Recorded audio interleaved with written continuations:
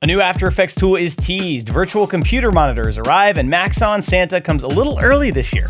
It's Motion Mondays. Shiggity shiggity schwa. Hey Splay! Shiggity shiggity schwa.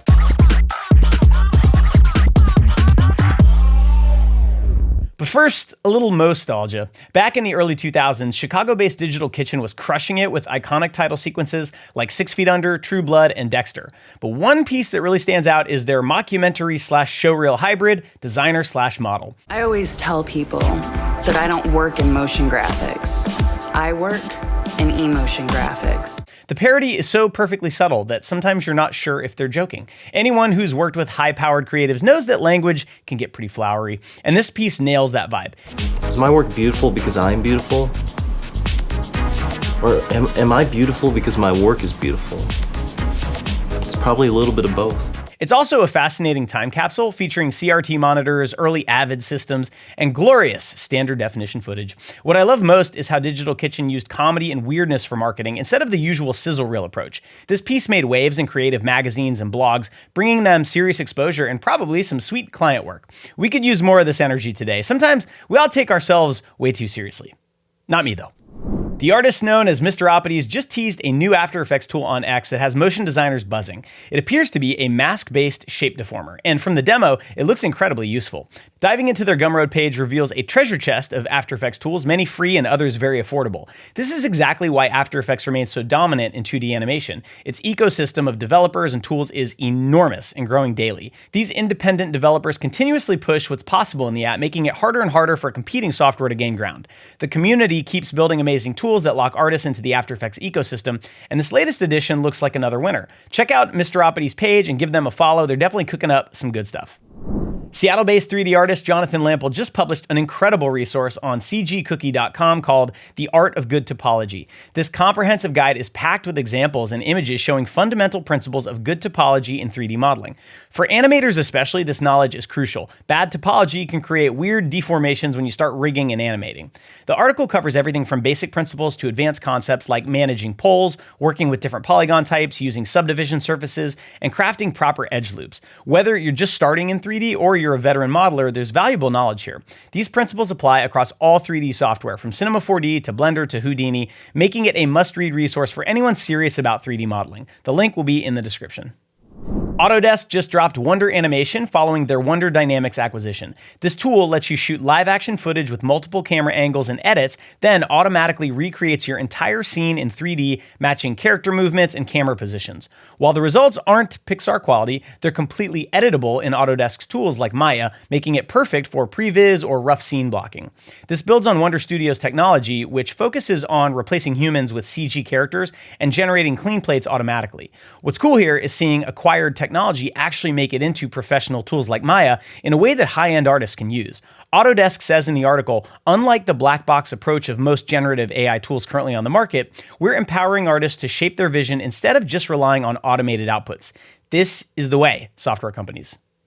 Some killer work caught my eye this week. First, there's this mind-bending title sequence for Beyond UFOs and the Unknown on MGM+. If anyone knows who made it, please comment down below. I really did my best to find out who made it, and I failed. The environments are incredibly photorealistic, possibly using Gaussian splats with brilliant compositing and shot design. Every frame feels cinematic with environments that blur the line between CG and reality. Then there's Gabby Fang's 7-second masterpiece with an excellent case study showing her problem-solving process. This is smart. Showing your thought process proves to clients you didn't just get lucky and accidentally make some good work. And Gabby's animation chops didn't hurt either. Yawn Studios' breakdown of their Grapeseed project featuring friend of School Motion, Andrew Marston, shows exactly what goes into a complex 2.5D shot featuring complex character rigs. Their breakdown reveals the intricate layering and rigging needed for seemingly simple movements, and Andrew's reference footage really ties the whole thing together. Andrew, your performance moved me. Performing live gives me such a rush. Finally, Animade's write-up on their BBC and Hitachi Energy pieces showcase their incredible character animation process, from thumbnails to final renders. Their character rigs are a sight to behold, and the way they document their process from rough sketches through character design tests to final animation shows why they're consistently at the top of the game. It's fascinating to see how these different studios and artists approach their craft, each bringing something unique to the table while maintaining incredibly high standards. Everything will be linked in the description so you can check out those projects in more detail. Our winter session scholarship applications are open through November 24th, with decisions dropping November 29th. If you're looking to dive into motion design but need some help, definitely apply. Speaking of new stuff, EJ just dropped a tutorial showing how to bring rigged 3D characters into After Effects. With Adobe beefing up AE's 3D capabilities, you can now create full 3D scenes with HDRI lighting and soft shadows right in the app. While we're definitely a few years away from these tools replacing dedicated 3D software for certain projects, it's clear Adobe is pushing towards making After Effects a hybrid 2D, 3D powerhouse. Also, our All Access Team Training program is taking off with great case studies from Spilt Studio and Critical Mass Agency showing how it's helping their teams level up. This program gives artists access to every School of Motion course and workshop, unlimited critique, community access, verified credentials, floating seats for larger companies, and much more. You can get more info on the program by heading to our team training page. The link will be in the description and filling out the info form, and make sure whoever is in charge of training at your company knows about this great option. Remember Aharon's Unreal Engine short film and behind-the-scenes tutorial from a couple of months ago? Well, Puget Systems just interviewed him about the custom PC they built for him. Their blog is pure gold for motion designers, offering exact specs for optimizing PCs for different applications like After Effects, Cinema 4D, and Unreal Engine. The hardware requirements can vary wildly depending on your workflow, and Puget really gets what motion designers need. They are undoubtedly the best system builders I've found when it comes to understanding our specific needs. Props to Aharon for the film and to Puget for being hardware wizards who actually understand creative workflows.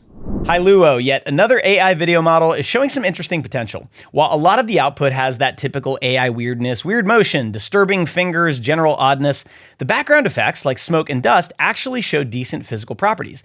This might hint at where these tools could be useful first, generating background VFX elements that are ubiquitous in modern productions.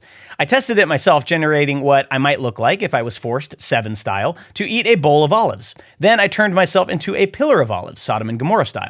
The results were terrifying and completely pointless, but it does show how these tools are evolving. While we're not sure when the cost and control will make sense for real production, it's clear that they will impact VFX workflows eventually. I'm curious what you think, though. Will generative AI replace some compositing tasks? Leave a comment below.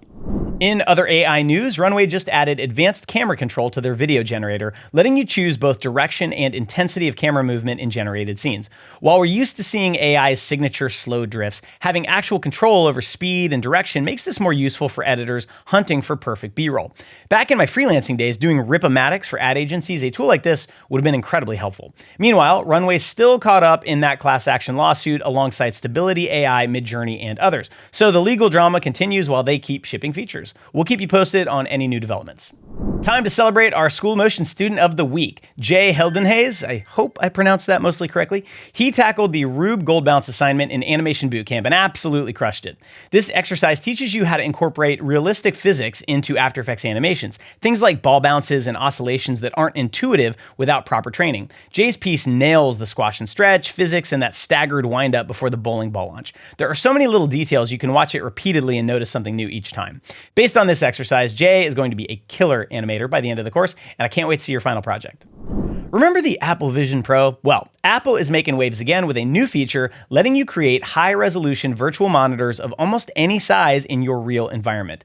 Users are showing off some impressive setups, like Justin Ryan's ultra-wide Final Cut workspace floating in virtual reality. You can even place these screens in Vision Pro's virtual environments, like this mountaintop scene. With floating browser windows and apps, you can resize and move around. While there's apparently a tiny bit of latency, this could be huge for digital nomads and artists wanting a more immersive workspace. It might just be the killer app for pass-through VR and AR devices. Let me know what you think in the comments, though. ActiveSplat is bringing a fresh take to Gaussian Splatting with a clever Roomba-like robot that automatically captures environments. This little fella navigates rooms independently, taking photos to recreate fully detailed 3D spaces. Once processed, artists get complete 3D environments with baked-in lighting, perfect for compositing or LED volume work. This tech could revolutionize how we capture and use virtual environments, making it easier than ever to get photorealistic results. While it's still early days, the potential applications are huge, and I think splats are going to be a big deal in the next few years. Maxon spreading holiday cheer early with 6 new Red Giant Universe plugins focused on stylized effects. You'll shoot your eye out, kid. The new Pixel Dither set lets you create halftone looks, GIF-style diffusion, dither, and that sweet 8 or 16-bit aesthetic. I love that they're releasing tools aimed at creative motion design rather than just compositing and VFX. They're also beefing up ZBrush for iPad with surface noise, UV unwrap, and enhanced Apple Pencil support. Artists are digging the iPad version because sculpting with touch feels more natural than using a mouse. Maxon's strategy of frequent updates, while expanding both 2D and 3D tools is creating healthy competition in the industry, which means better tools for all of us. Artlist just added an interesting twist to their stock footage platform, built-in LUTs or lookup table previews and downloads.